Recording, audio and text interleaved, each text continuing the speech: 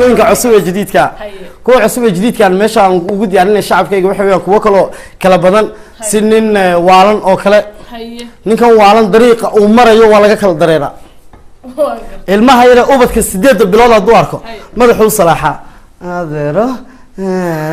jaajuur way muqaada uu saara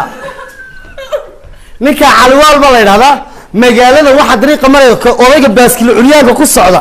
markuu cali arko sala joogsada alwa cali jagac islaama jaarkii cali arkina la gana arkaya way uu roonaaday odagii malayko leeyahay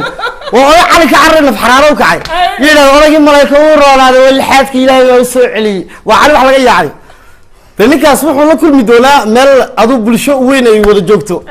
taasina qasada hadii aan u sii wada dhameeyo kulay dadku hargeysa ma baana leeyahay bas soo xiijiyay 9,000 oo sheekan islaamkan ka haya oo hargeysa ku saabsan Djibouti la tagi doono laakiin waa iska sii dardaarmay arkulay ku yaafniga helay caaye ma fi fasaxdeen anagu British man la soco aba inda ka cun ka cabso si garan mayna anaga ma qalan leeyo GP baan anaga labada waa soco iyo kama moral ka dhisayba barka hore bilaash ma laga cabsiino laga lahaa waa lagu dili waa lagu dakhdakri meesha waxaan arkay in meel la siibtay tahay nin doondoon nin warahayn de markii hore iga dhigeen meel la googooyay la sqalayo ar saaba inda ka cun anaga rag siibta loo dal marmal waxaan dhaga xalaaqan bal gudi la alla war dhaqaajniyo oo balageer shakada la soo gabagabeeyo iyo kala awoodaysiin alxamdulillah sheekooyin badan ay hayaan kulli waa ka